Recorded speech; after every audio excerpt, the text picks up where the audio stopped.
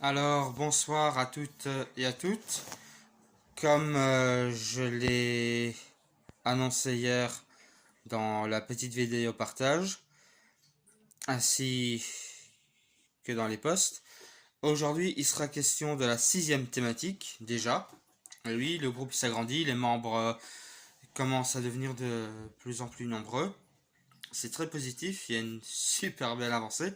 Donc la sixième thématique, comme je l'ai annoncé, on va essayer de trouver des réponses, de poser des questions, de s'échanger, de partager autour du sujet de l'équithérapie toujours.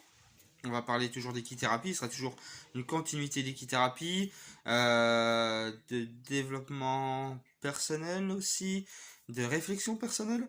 Donc l'équithérapie, donc un espace-temps pour les autres et pour soi-même.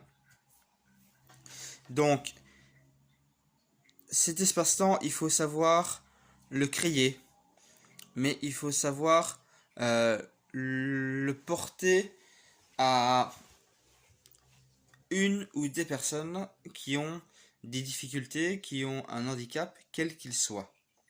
D'accord? Cet espace-temps, si on se posait la question, qu'est-ce que l'espace-temps? L'espace-temps, c'est le temps hors du temps. Alors oui, ça peut paraître un peu complexe, assez compliqué. C'est simplement une pause. C'est comme si, par exemple, là, je suis en train de parler, et puis là, je bloque. Eh bien, durant ce temps d'arrêt, il y a toute une énergie qui va se créer. Où la personne en séance d'équithérapie, la personne qui pratique, si je puis dire, qui est aidant, qui fait la thérapie, donc via le cheval avec la personne en situation de handicap, ils vont mettre une pause, un temps d'échange, un temps d'écoute, un temps de parole.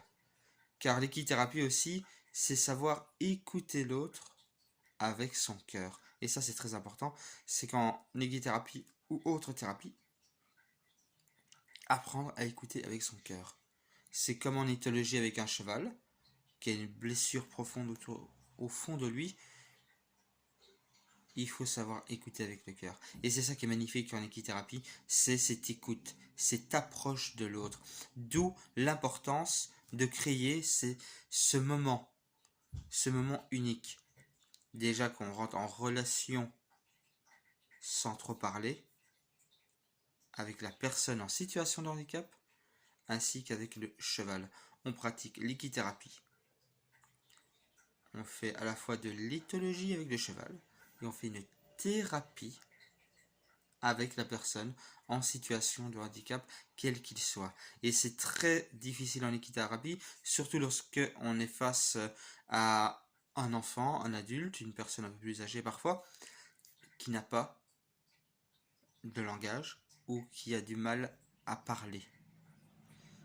Tout comme on peut se trouver face à une situation, une personne qui a vécu un lourd traumatisme et qui cherche à mettre des mots sur ce qui s'est passé et comment trouver ce cheminement, ce petit cheminement au cours des séances pour trouver les mots justes, trouver à s'exprimer. C'est très difficile, hein, je vous cache pas, c'est assez complexe, assez difficile, mais cet espace-temps, il s'applique en équithérapie, dans d'autres thérapies, mais il s'applique aussi à nous, dans notre vie de tous les jours. Si dans une journée on est hyper actif, et puis on revient chez soi, il y a de la nervosité, de l'anxiété, il faut trouver un temps pour soi, une pause pour soi, pour se ressourcer, pour se retrouver avec soi-même. C'est très important. Et donc cet espace-temps en équithérapie va être bénéfique pour plusieurs raisons. J'en ai écrit les principales, j'en ai résumé de façon globale, et donc j'attends vos commentaires, et qu'est-ce que vous en pensez, et comment vous voyez aussi les choses. D'accord? Que cet espace-temps n'est pas juste pour une situation en équithérapie, mais aussi pour nous-mêmes dans la vie de tous les jours. Donc, pour certaines personnes, il sera question d'une médiation thérapeutique. Donc j'invite chacune et chacun aussi, si vous le souhaitez, à prendre dans vos journées cet espace-temps. C'est très bénéfique et franchement vous en tirez de très belles choses. Pour d'autres, ce sera de l'équitation adaptée et pour d'autres, ce sera tout simplement un espace pour respirer. Respirer, se lâcher, souffler. Toute cette noirceur, tout ce qui est lourd à porter. Respirer, souffler, lâcher prise. Éprouver sa liberté. Qui dit lâcher prise, c'est éprouver la liberté aussi. Donc, comme je l'ai dit, se retrouver avec soi-même, avec son fort intérieur. Pratiquer une activité extérieure. On est en mode Covid. Si vous avez l'occasion, si vous habitez en campagne, juste aller marcher. Aller voir des vaches dans un pré, des chevaux peut-être à côté de chez vous. Juste ça. Avoir une activité extérieure, comme aller se promener en forêt, aller faire du footing, aller faire du vélo avec des enfants. Tout ça fait partie de se ressourcer. D'accord? Et donc aider à retrouver sa personnalité. Je vais prendre un exemple assez commun que je prends souvent, des personnes qui ont des traumatismes minimes, moyens, graves et très graves. Qu'ils soient enfants, adultes, la blessure elle est là. Des personnes qui ont subi des traumatismes, des violences, que ce soit violence physique, violence psychologique et violence sexuelle. Dans des cas de traumatisme, de personnes en cas de traumatisme, il faut qu'ils se retrouvent une personnalité et qu'ils affirment cette personnalité. Donc, se réapproprier son corps à travers les exercices avec le cheval, d'être libre de ses mouvements.